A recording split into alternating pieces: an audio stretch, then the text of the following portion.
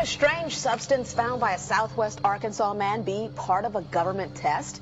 Well, that's the question at the heart of a phenomenon called Chem-Trails, now getting widespread attention. Well, they say the government is dumping chemicals on us to control or manipulate the weather. And they say the unusual-looking jet trails in the sky are actually chemical-laden chemtrails.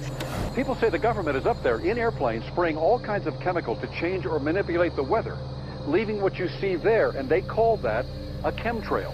So what I look at there and I think are contrails, you're telling me are chemtrails? Yes, that a contrail would be dissipated by now. And it's interesting, Dale and Christina, this is of interest not just in this country, but European countries and frankly all over the world. A lot of folks interested in it. Well, Dave, you mentioned that climatologists and others who study the atmosphere believe that they'd be able to surely spot any kind of signs of an ominous plot. Our journey started in San Diego, California, where thousands of scientists, engineers, policymakers, and journalists gathered for the American Association for the Advancement of Science Conference. One of the topics was the artificial manipulation of the Earth's climate, also called geoengineering. During the meeting, scientists spoke about the plausibility of implementing geoengineering campaigns throughout the world under the guise of preventing global warming. One widely accepted theory was to block the sun by spraying something into the atmosphere. When they were asked about existing aerosol programs, they stated clearly that no such programs have ever been implemented. But strangely, these proposals sounded exactly like what people around the world are claiming is already happening. When I found out that the American Association for the Advancement of Science was going to be held down here and the main body of topics would be on geoengineering, I had to come. I had to be in on this. I had to hear what these top climate change scientists had to say. And that's the other question about chemtrails and whether geoengineering is being deployed right now without our knowledge. I don't have any personal insight into that, other than to say that I've worked in government at pretty high levels in the White House and at state government. I'm personally skeptical of that. But obviously you never know what you don't know. Chemtrails. On the internet, they are cited as proof of the government creating clouds to combat global warming. They claim the American government, with the secret approval of the national government, is covertly using jet aircraft to spray population centres with aluminium, with barium, and with strontium so as to reduce people's humidity and reduce the global population. I'm always a little bit suspicious because the government doesn't seem that capable to do something on such a large scale. That is not rain, that is not snow. Believe it or not, military aircraft flying through the region is dropping chaff. Small bits of aluminum, sometimes it's made of plastic or even talicized paper products, but it's used as an anti-radar issue, and obviously they're up there practicing. Now, they won't confirm that, but I was in the Marine Corps for many years, and I'll tell you right now, that's what it is. And what happens here, military jets, some come out of Key West Air Force Base, and they move off into the atmosphere, and they drop mylar strips. Some could be a little wider, some are small glass fibers that are coated in aluminum. And what the Air Force does is they take their military jets and they dump these out of the aircraft, they fall into the atmosphere, and some take as much to a day to fall down. This is inevitably military or something going on. The government, the Air Force, you see this kind of a pattern like this, you can rest assured there's something going on. They're actually little bitty magnetic and little bitty strips of, whether it's aluminum. It's a nuisance to you and I to determine what's real and what's not, but it looks like it is a life-saving operation there for the military. The apparent motive behind this conspiracy theory is one world government. Order, I cannot hear. Mr. Speaker, I want to assure the House that both my ministry and my colleague, the Minister of Health, who have received correspondence on this issue, that this conspiracy theory does not have an iota of truth, and that the trails observed from aircraft simply come from jet engines. Question number 9. Order. And I think what an appalling example it is of the new Foreign Affairs spokesperson for the Labour Party that she's spreading conspiracy theories about the United States government. I think the House has heard sufficient. It is called geoengineering, fighting global warming by putting a chemical dust in the atmosphere and reflecting harmful radiation back into space. We take geoengineering to mean deliberate, large-scale intervention in the Earth system.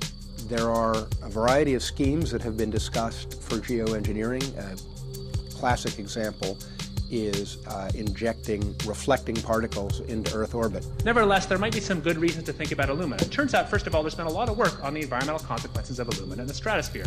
The big deal really is that alumina has 4 times the volumetric radiative forcing for small particles as does sulfur.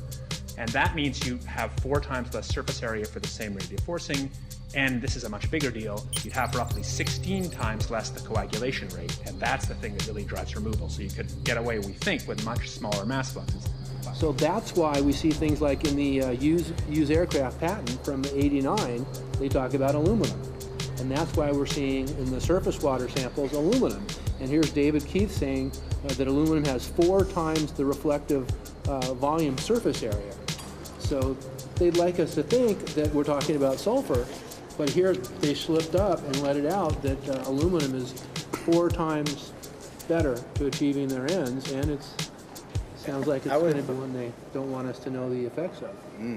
The little picture is from a nanofabrication study, which shows you can make very high quality, and do this in just a jet in a very simple way, make high quality alumina particles just by spraying aluminum vapor out, which oxidizes. So it's certainly in principle possible to do that. There's a big literature that's already looked at that. And you could do that by either building new versions of these aircraft or even re-engineering existing aircraft. So there's some ideas of that. So you go to an engineering firm and you want this done. They don't say this is hard or unusual. They say, okay, yes, we could do it. Aerosol geoengineering looks like it is so cheap that the cost is basically not going to be an issue. That means that implementation decisions will be risk-to-risk decisions. The risk of doing it against the risk of not doing it. And it makes the problem of how we govern it fundamentally harder and different and novel. So I've told you that it's cheap to deliver materials to the stratosphere, and I'm convinced that's true. I don't think that will change. But I think the more we do research, the less easy this will look, the more complicated the environmental effects will look. And that's a good thing, because right now it looks too easy. So I think that if we do more research, we're likely to find out that it's harder and more complicated than we thought, and that the side effects are harder to manage. And that's a healthy outcome that will make it easier to do the management. Of course, the opposite reaction is possible. It's an empirical question, how people will actually react to knowledge about this. Another reaction is to say, if these crazy scientists are so concerned about putting CO2 in the atmosphere, they want to think about these things, then that might actually mean we should be more serious about the risks of CO2 in the atmosphere. And by the way, it's not really a moral hazard, it's more like free riding on our grandkids. And by the way, it's not really a moral hazard, it's more like free riding on our grandkids. Numerous air quality studies, including from CARB, California Air Quality Resource Board, have named submicron-sized particulates as being particularly harmful for human respiration. Through all the discussions today, I have not heard any mention of this fallout, and has this been studied, and also the effects of a highly reactive metal like aluminum on toxifying soils and waters? The question is, what would be the effects of these materials on human health if they came down into the stratosphere, in particular small particles and aluminum? So the collaborators of mine working on the aerosol scheme are actually folks from Carnegie Mellon who focused on human health impacts. And while we haven't published it, that was the very first thing we did, was do the order of magnitude calculation in level pencil and paper, but with an expert on human health impacts about whether there could be an issue. And for aluminum or other particles, there are a lot of toxicological things that need to get looked at seriously. But if you're just thinking about the sheer number of particles and the human health impact of small particles, the answer is, well, we haven't published it. That was the first thing we looked at with some of the leading experts who do epidemiological research on human health impacts, and it's not even close to being an issue. Clarify, so 10 megatons of aluminum dumped into the atmosphere would have no human health impact. So let me be more careful here. To separate out the toxicological, so the alumina we've only begun to research and published nothing. Alumina we've only begun to research and published nothing.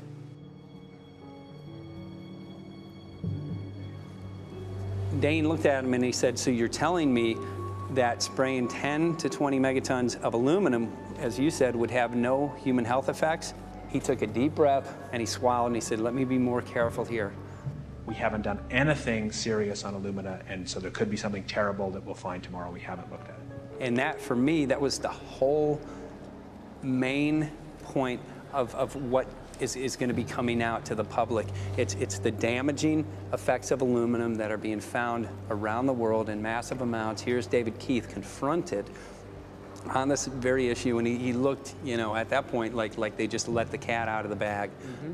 We haven't done anything serious on Illumina, and so there could be something terrible that we'll find tomorrow. We haven't looked at it. They're proceeding because they have an agenda that's separate from trying to thwart this crisis of global warming. You know, there's obviously several other objectives, whether it's depopulation, control, weapons aspects, communications aspects, all kinds of things, you know, wild cards that we know nothing about. We don't really know, and I'm not going to attempt to speculate on exactly what the agendas are, but we can see clearly the agendas are not benefiting mankind. You know, it's benefiting the agenda of the elite. And so I think the question is, how do you draw the line between some activity that is allowed and doesn't need global governance and activities that do require global governance? Dr. John Holdren has agreed to serve as Assistant to the President for Science and Technology and Director of the White House Office of Science and Technology Policy. I look forward to his wise counsel in the years ahead. My personal opinion is that we have to keep geoengineering on the table. We have to look at it very carefully because we might get desperate enough to want to use it. So what would we do if in year 2040 or 2060 there's a severe climate crisis, say widespread famines or Greenland sliding suddenly into the ocean?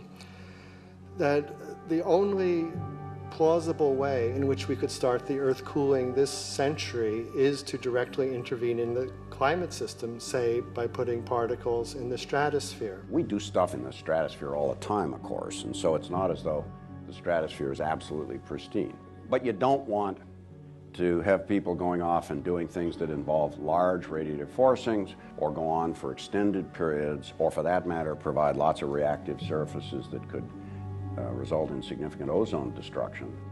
You know, maybe I'm putting a particle into the atmosphere because I'm trying to make money, or maybe I'm putting a particle into the atmosphere because I'm engaging in scientific research and trying to understand cloud physics, or maybe I'm putting this particle into the atmosphere because I'm trying to make it rain locally to seed a cloud and get more snow on our ski slopes. And this obviously raises all kinds of questions. It's hugely risky. It will likely negatively impact some people, but we might find ourselves in a situation where those risks seem worth taking. One of the things that really shocked me was in one of the breakouts, they had the benefits of these programs and then the risks. Now the benefits, the one thing that was stated was the just cooling the planet. You know, some of the risks were ozone depletion, droughts in Africa and Asia. I got to tell you, I came away from this experience after listening to these scientists for 4 days of symposiums, really concerned because it's clear now that they are justifying, rationalizing, and looking to legitimize some really, really horrible impacts, further impacts on our environment. And they're basically formulating the sales strategy and the implementation and oversight strategy and the funding strategy.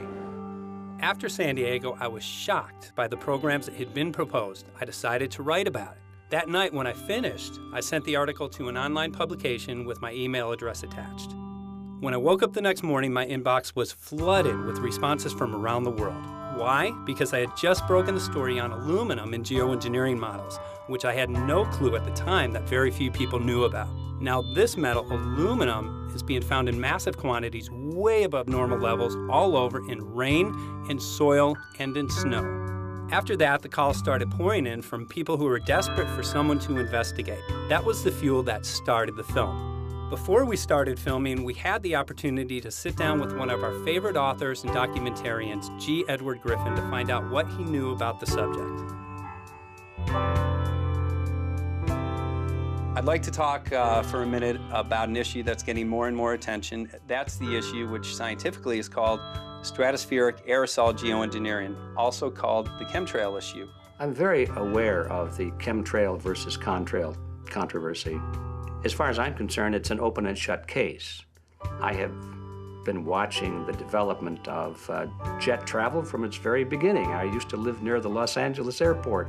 Remember when the first jets came in and landed, man, they made a big noise. We never heard a noise like that before. And we used to go down and sit at the end of the runway and watch these jets come in and take off because it was a novel experience. I've been watching jets all my life, and I know about jet contrails. I've watched them. They're vaporized moisture, ice crystals, and they get out there in the atmosphere, and then they effervesce and evaporate and then disappear, and you can see them. The plane moves along, and the little white trail follows right behind it, and usually about 10 or 20 lengths of the plane or thereabouts, and then it's gone. And you can still see them that way, by the way, once in a while. So there goes a contrail. These other things we're talking about are not at all the same phenomena at all. These planes go by, and they billow out this white smoke, and it covers the sky from horizon to horizon. It doesn't dissipate at all. And they crisscross each other. And you see this thing cover the sky and turn it milky, and then people start having trouble breathing, and then you hear stories about the aluminum and barium deposits that they're picking up and the residue. And you put it all together, and I don't see how anybody who's got their eyes open and their mind open can come to any other conclusion but that somebody is spending a lot of money and effort to spray the planet. The question is, why? I have my own theories, but I hope that there will be some good investigative reporters go out there and get us the answer. I know that whenever it's finally discovered, and it will be, the people who are doing it will undoubtedly say, oh, well, we did it for you folks. It's for the greater good of the greater number. It's for the society. It's probably to prevent global warming. Or maybe it's to inoculate people against some kind of a dreaded biological attack. We can't go around shooting everybody in the arm, but we can spray them and save their lives. You see how good we are? We're doing it for the benefit of society. I know they're going to, whatever it is, they're going to say it was for your good or mine. Think if we had the ability to steer hurricanes, and the hurricane was going to slam into New Orleans.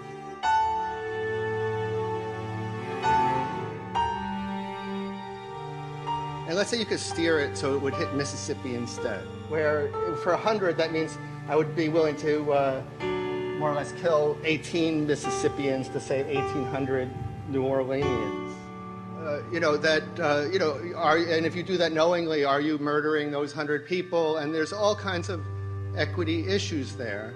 Now, also, we might be wrong about our steering, and if we didn't do the research right, maybe our steering would intensify Katrina and even kill more people in New Orleans. And so this question of how do you develop the confidence to know that your intervention will reduce overall damage, and then how do you deal with the understanding that you might be damaging some people who wouldn't have been damaged before while saving people overall?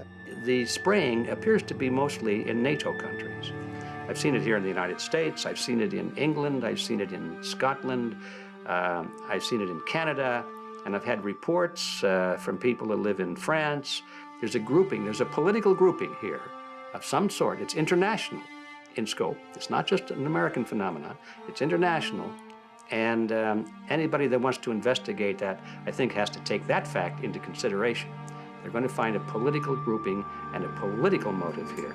But in my humble opinion, it's not in your good or mine at all.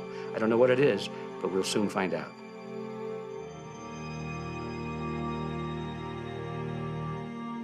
I'm sure that if you follow the old advice, which is follow the money, you'll come to the answer sooner or later. Soon we realized that we all shared the same need to get this information out there, to share with the public, to let people know what is being done. Ed felt so passionately about the issue, he offered to help us. Well, the main thing now, since it looks like the budget is going to be met, is to get it done well. We don't come off the tree knowing any answers at all. Yeah, we're not scientists. We're just asking questions, exactly. And we've got to be very skeptical about the answers. That's it's totally accurate, totally honest. Why can't people see this? They're not hearing it. They don't know that the facts are not being presented to them. We're very lucky, you know that? Look at this opportunity that's been dumped on us. I know. Opportunity. It's, well, this is going to... Yes. This This is going to be a battle, I know that. Challenge and a battle, but I mean, why are we here if it's not for that? We're going to go to a short break with DJ Foxy. I go to get hold of morrow, so it's going to be you for the moment. I'll call him again. So. Sounds good. I saw the sky crisscross with chemtrails, and I can't remember if it was in LA or if I was on the road, but I had looked up one day and I thought, look at that. That's not the flight path, man. That was a grid, a regular grid over the city, and I couldn't believe my eyes. Milky white clouds. And, you know, it all seems very obvious, and now the evidence of what we have on the ground with the aluminum, the barium, strontium, and with what we see in the patents and what the geoengineers say are going to happen, I mean, for the everyday Joe, this is a slam dunk. This is a very delicate moment for the powers that be, because they're taking a covered-up operation like the tropospheric aerosol program, or Chem-Trails, Project Icarus, whatever. It's had many names over the years. And they're making it over into a geoengineering scientific shield to deflect sunlight, because global warming's out of hand. So at this very moment, the belly of the beast is right above us with no armor. Whether people believe in chemtrails or not, the geoengineering should be scary enough. And when people learn about geoengineering, chemtrails will then become apparent because they're the same. So you're talking about a global conspiracy here. Geoengineers propose doing this on a global level. Off to Redding, California. Guess this is the second step after the AAAS meeting. We'll see what we find.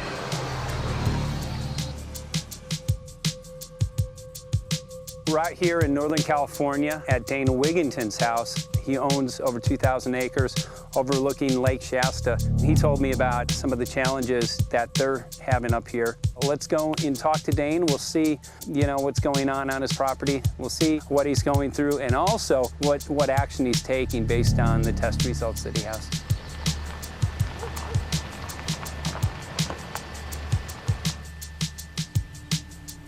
As you know, I have a background in the energy fields. I worked on the first solar plants in the continental U.S. in the early 80s. My home was on the cover of the world's largest renewable energy magazine, so this is my background. My goal has been to alert the public there is a mountain of toxic material falling on us, period. Before about 5 years ago, our skies were typically blue, and now you see it's covered with lines and haze. And virtually nothing you see on the horizon, nothing you see in the sky above us is a natural cloud. I mean, it is virtually all the remnants of these aircraft lines that you see fanning out, spreading into clouds, artificial clouds. But the sky is a very dirty look to it. There's not the white cloud blue sky that we had only a few years ago, but it looks like there's some sort of massive industrial activity or forest fires burning over there. And we see that typically every night. You see even down to ground level, the clarity drops off significantly, and we don't see that except for the days when we have these long, lingering trails that spread and cover the whole sky, and on certain days you can see these trails actually dropping vertically like a veil. We assume the particulates are descending, and we have the test to prove that we are being inundated with levels of aluminum and particulates that are literally tens of thousands